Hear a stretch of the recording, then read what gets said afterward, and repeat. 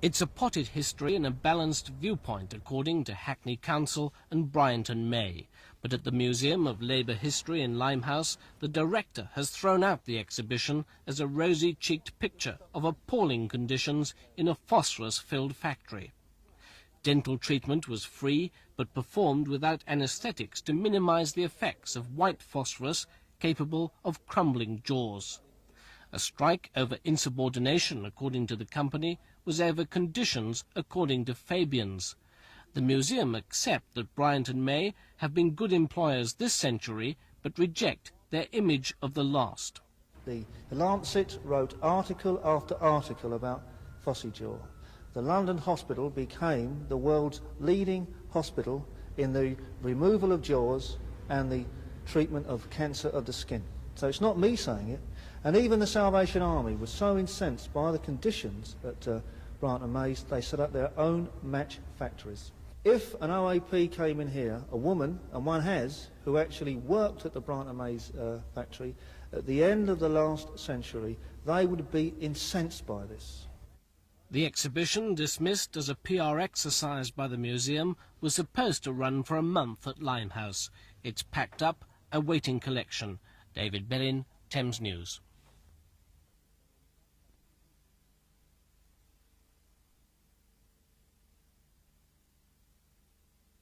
Itu tadi adalah cuplikan singkat mengenai museum yang berisi sejarah tentang peristiwa White Slavery in London yang terjadi pada tahun 1888.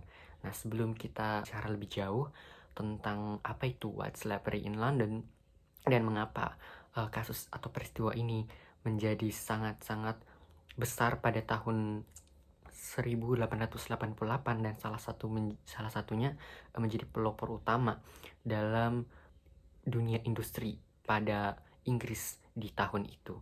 Nah, White Slavery in London adalah sebuah judul artikel pertama yang dirilis pada tahun 1888 oleh seseorang reformis sosial Inggris yang bernama Annie Besant, di mana artikel ini berfokus pada kecaman terhadap kondisi buruk dan tindakan yang tidak manusiawi yang dilakukan oleh perusahaan korek api, yang dimana korek api pada saat itu sangat-sangat diperlukan. Jadi perusahaan korek api ini memperlakukan tindakan yang tidak mengenakan atau tidak manusiawi terhadap 1.400 pekerja remaja wanita. Nah, perusahaan korek api ini bernama perusahaan Bryant and May.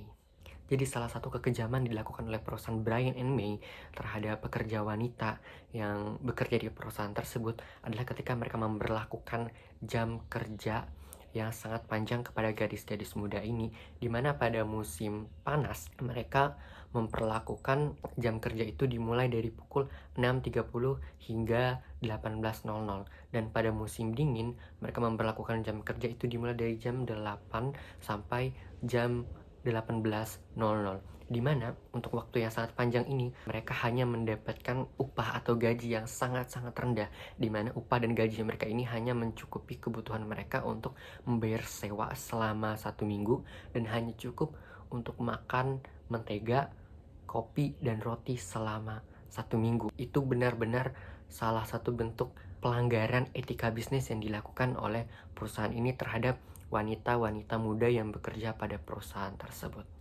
di mana gaji mereka yang sedikit atau gaji mereka yang sangat rendah ini pun terkadang sering dipotong karena kelalaian dan kesalahan-kesalahan yang mereka lakukan, di mana menurut penulis Annie Besant, kelalaian yang mereka lakukan itu adalah kelalaian yang wajar dilakukan dalam memproduksi suatu barang atau memproduksi suatu produk, yaitu korek api itu tadi, dimana ketika ada salah satu pekerja wanita yang menyelamatkan jari tangannya daripada mesin dan membiarkan mesin itu melilit benang, dia mendapatkan potongan upah sebanyak 1 shilling atau potongan denda sebanyak 1 shilling. Mereka memotong upah dari gadis tersebut. Mereka bahkan berkata bahwa jangan pedulikan jarimu, pedulikan benang itu.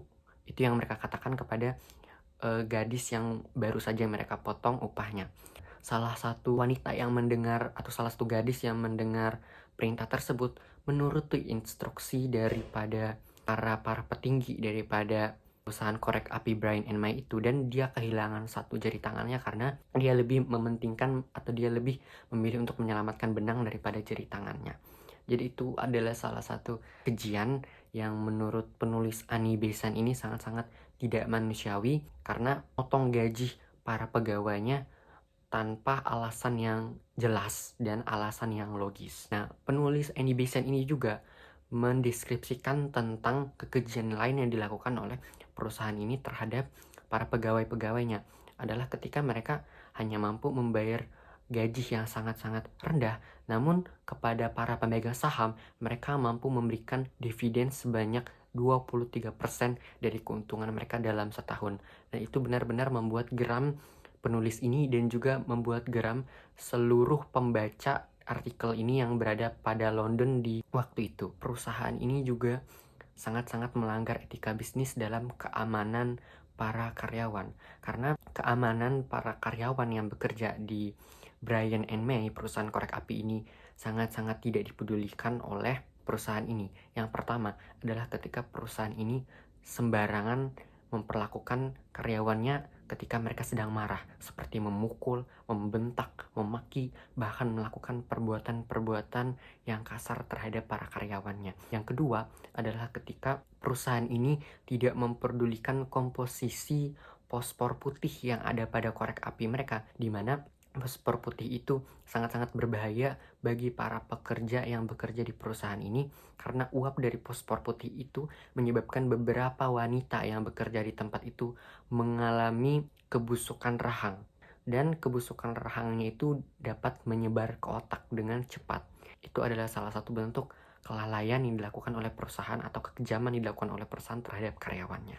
Jadi setelah kelalaian perusahaan ini dirilis secara resmi oleh Annie Besant dalam artikel dirilis pada tanggal 23 Juni 1888, setelah berita atau artikel ini tersebar ke seluruh penjuru Inggris, maka berbondong-bondong masyarakat dan petinggi-petinggi Inggris yang pada saat itu sedang menjabat itu berusaha untuk memboikot perusahaan Brian and May ini. Jadi itu adalah deskripsi singkat mengenai perusahaan korek api Brian and May ini pada tahun 1888. Berdasarkan hasil analisis saya melalui buku pengantar bisnis karangan Jeb Madura halaman 69, dengan analisis saya terhadap kasus perusahaan korek api Brian and May, ada beberapa hal yang perlu dievaluasi dan ada beberapa hal yang seharusnya dilakukan dan tidak dilakukan oleh perusahaan ini. Yang pertama, yang perlu dilakukan oleh perusahaan ini adalah memperhatikan kondisi pekerja atau sumber daya manusia yang ada di tempat itu. Kenapa? Karena sumber daya manusia ini adalah salah satu patokan utama yang menentukan kondisi perusahaan itu di masa sekarang maupun di masa depan. Jadi perusahaan harus memastikan bahwa pekerja itu dipekerjakan dalam kondisi aman, nyaman, serta adil.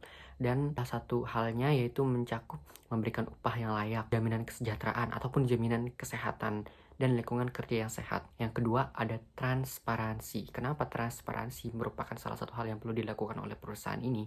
Adalah karena jika mereka bisa memberikan transparansi yang baik tentang praktik bisnis mereka terhadap konsumen, terhadap karyawan, terhadap para pemegang saham, maka transparansi ini akan menjadi salah satu hal yang membuat perusahaan mereka bisa berkembang maju ke depannya, karena transparansi ini membuat mereka lebih dipercaya oleh konsumen, karyawan, pun oleh para pemegang saham. Selanjutnya yang perlu dilakukan oleh perusahaan ini adalah membangun kemitraan yang baik dengan masyarakat. Karena ketika mereka mampu membangun kemitraan yang baik dengan masyarakat, itu adalah kunci agar perusahaan itu bisa tetap maju, bisa tetap hidup, bisa tetap berkembang di masa-masa yang akan datang. Karena mereka mendapat dukungan publik dan reputasi serta citra perusahaan itu menjadi baik di mata masyarakat umum. Selanjutnya, harusnya perusahaan ini memperlakukan yang namanya komitmen yang berkelanjutan. Jadi mereka melakukan komitmen atau langkah-langkah yang baik untuk mengurangi dampak lingkungan, atau mereka lebih berkomitmen pada praktik bisnis yang berkelanjutan dan meningkatkan citra perusahaan dalam hal kesehatan.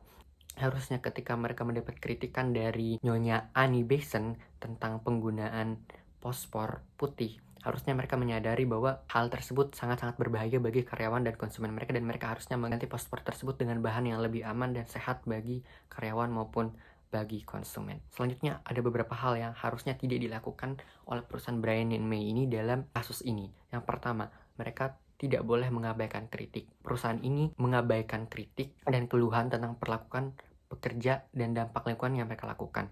Sehingga perusahaan ini tidak bisa bertahan dengan baik di masa yang akan datang.